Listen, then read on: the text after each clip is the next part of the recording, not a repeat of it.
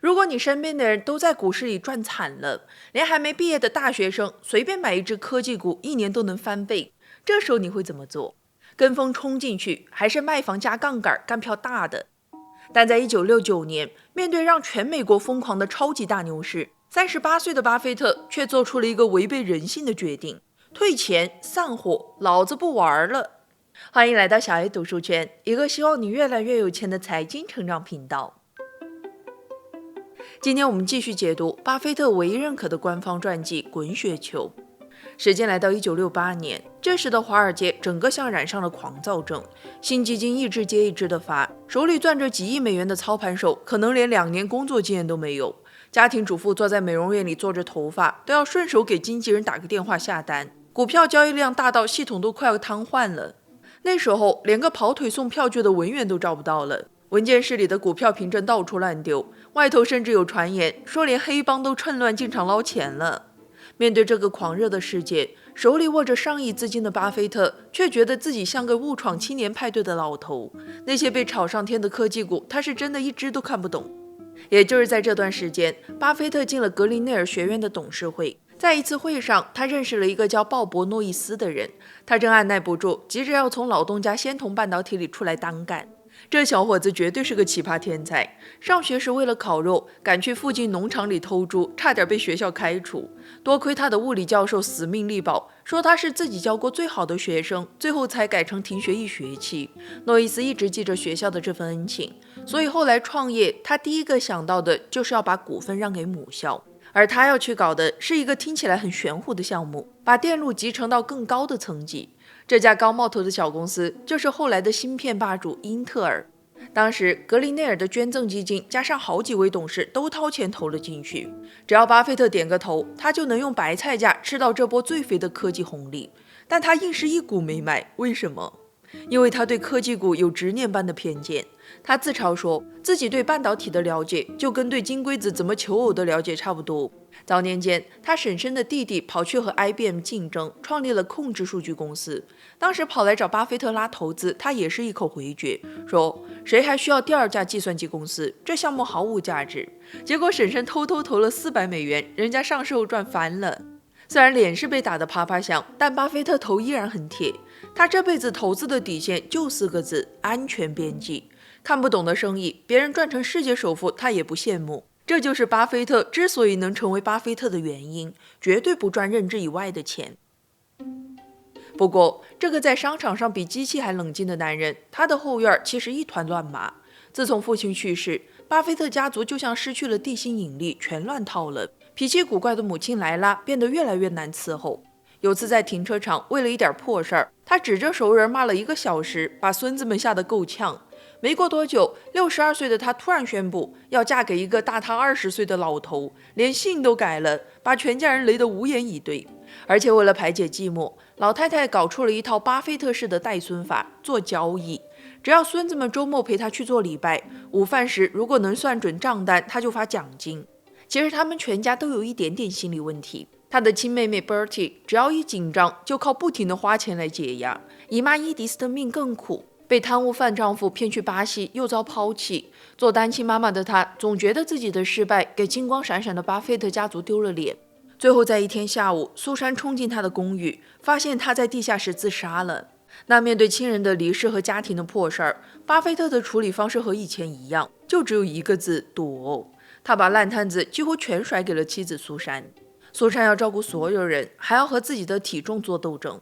因为巴菲特正在跟他搞减肥比赛，他们还签了个对赌协议，只要苏珊减到118磅，巴菲特就给他打钱。为了赢，苏珊饿得每天只吃一点点，甚至最后要找朋友借利尿药吃。那巴菲特对自己更狠，他给孩子们一人开了一张1万美元的空头支票，约定好只要哪天他的体重超过173磅，他就乖乖在支票上签字，把钱兑现。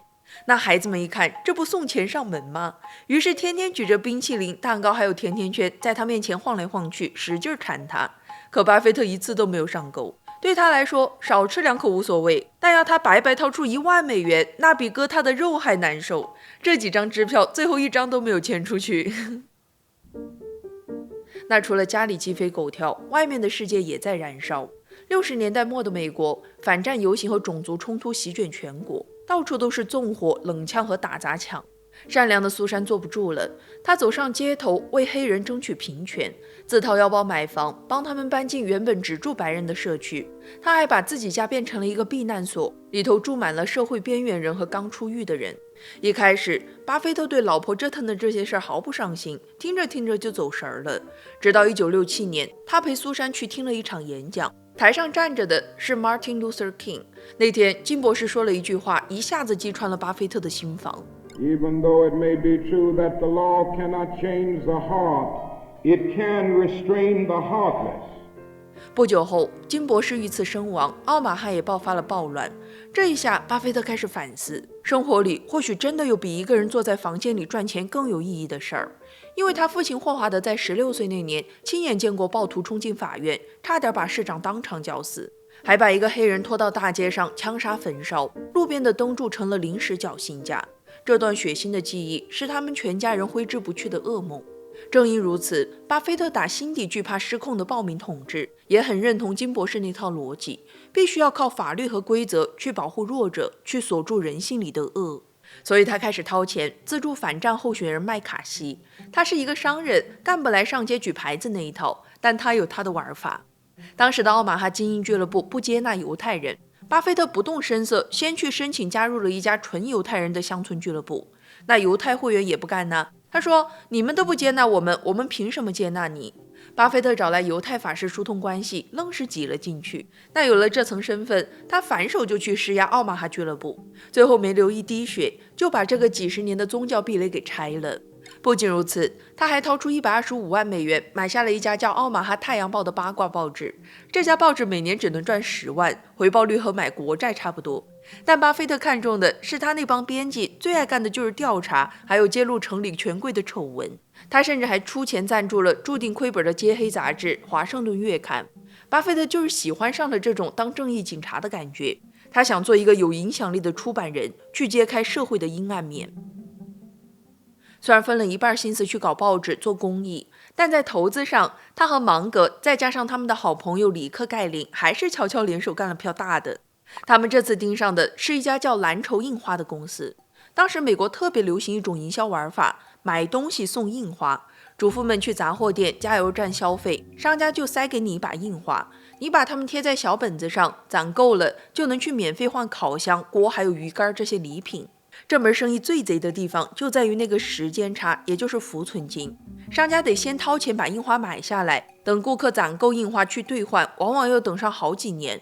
这中间的空档里，蓝筹印花账上就趴着一大笔不用付利息的现金，这正是巴菲特做梦都想收集的摇钱树。更妙的是，这家公司当时正撞上了反垄断官司，竞争对手和司法部都告他垄断，股价被砸了下来。巴菲特他们一算，觉得和解的概率极大，于是开始悄悄扫货，连和解时被迫派发给杂货商的股票，他们都成片成片的直接从商家手里收。而且为了防止别人跟风抢筹码，芒格还在外面放烟雾弹，逢人就说离这只股票远点，是个坑。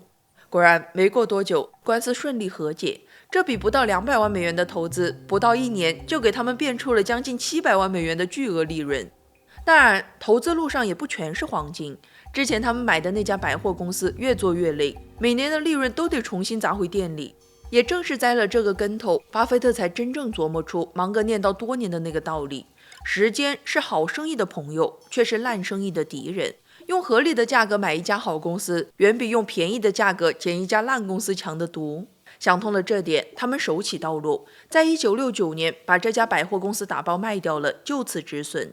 也是这个时候，股市的泡沫已经吹到了天上。巴菲特看着手里1亿多美元的资金，是真的下不去手了。他实在找不到能买的好东西。那年春末，他给所有合伙人发了一封信，丢出一句话：“我要退休了，公司解散。”信一出，所有人都懵了。因为在过去整整12年里，巴菲特没有1年亏损，扣掉他自己的分成，合伙人每年到手也有约24%的回报，费钱更高，接近30%。而同期的道指1年才涨7%上下。当年最初投进去的那笔钱，10几年下来早就翻了10几倍了。而且在他姑姑、退休老师还有一众朋友眼里，巴菲特就是神，大家的钱除了交给他，简直不知道还可以往哪儿放。但巴菲特也很坦白，他说现在的市场太魔幻了，我找不到好的标的了。他还说，我不想为了硬玩一个自己根本不理解的游戏，去毁掉一份还算不错的成绩。为了对所有人负责，他不光连本带利把钱退了，还亲自给大家挑了几个靠谱的基金经理接盘，其中最有名的就是他的老同学比尔·鲁安。后来鲁安创立的红杉基金成了一代传奇。在彻底关门之前，苏珊在家里张罗了一场盛大的散伙派对。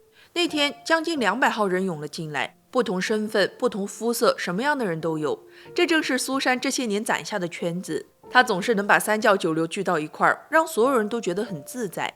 她把现场布置成了纽约熟食店，半空中挂着香肠和拔了毛的鸡，桌上堆满了熏牛肉三明治，地下室飘着爆米花香，通宵放着老电影。最荒诞的是日光浴室，客人们正拿着油菜在穿着比基尼的模特身上乱涂乱画。巴菲特年迈的叔叔弗雷德在一旁拼命张开双臂，假装保护这些模特。